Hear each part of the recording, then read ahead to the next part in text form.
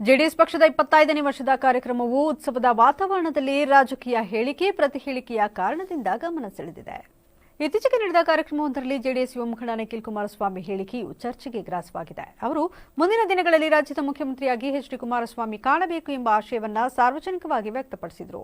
ಅವರ ಈ ಹೇಳಿಕೆ ಕಾರ್ಯಕ್ರಮದಲ್ಲಿ ಹರ್ಷ ಚಪ್ಪಾಳೆಗಳನ್ನು ಗಳಿಸಿದರೂ ಕೆಲವೊಂದು ವಲಯಗಳಲ್ಲಿ ತೀವ್ರ ವಿರೋಧ ವ್ಯಕ್ತವಾಗುತ್ತಿದೆ. ಈ ಹೇಳಿಕೆಗೆ ಪ್ರತಿಕ್ರಿಯಿಸಿದ ಹಾನುಬಾಲ್ ಮಹಾಶಕ್ತಿ ಕೇಂದ್ರದ ಪ್ರಧಾನ ಕಾರ್ಯದರ್ಶಿ ಅರಕೆರೆ ಇಂದನ್, ಸಮ್ಮಿಶ್ರ ರಾಜಕೀಯದಲ್ಲಿರುವಾಗ ಇಂತಹ ಏಕಪಕ್ಷೀಯ ಹೇಳಿಕೆಗಳು ಸರಿಯಲ್ಲ.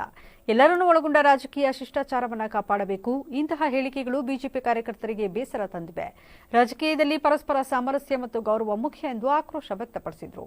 ಸಕಲೇಶಪುರದ ಸಿಮೆಂಟ್ ಮಂಜಣ್ಣ ಇರ್ಬೋದು, ಹಾಸನದ ಪ್ರೀತಮಣ್ಣ ಇರ್ಬೋದು, ಅದನ್ನು ಬಿಟ್ಟು ರಾಜ್ಯಾಧ್ಯಕ್ಷರಾದಂಥ ವಿಜಯೇಂದ್ರ ಯಡಿಯೂರಪ್ಪನವರು ಇರ್ಬೋದು, ಇವತ್ತು ಪಕ್ಷದ ಸಂಘಟನೆಗೋಸ್ಕರ ಹಗಲಿರುಳು ಶ್ರಮಿಸ್ತಿದ್ದಾರೆ.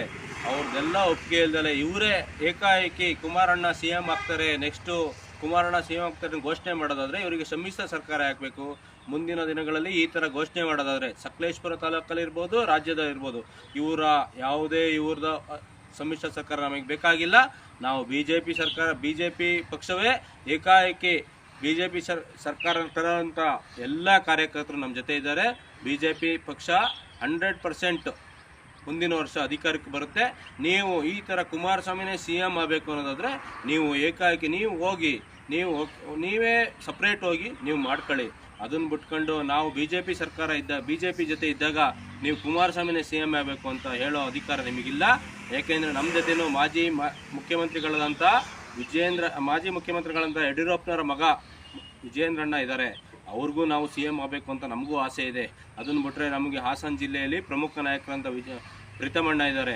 ಅವರ ನೇತೃತ್ವದಲ್ಲಿ ನಾವು ಹೋಗ್ತೀವಿ. ನೀವು ಮುಖ್ಯಮಂತ್ರಿ ಆಗಲೇಬೇಕು ಅಂದರೆ ನೀವು ಸಪ್ರೇಟ್ ಹೋಗಿ, ಅದನ್ನು ಬಿಟ್ಟು ನೀವೇ ಮುಖ್ಯಮಂತ್ರಿ ಆಗಬೇಕು ಅಂತ ಬರಬೇಡಿ ದಯವಿಟ್ಟು.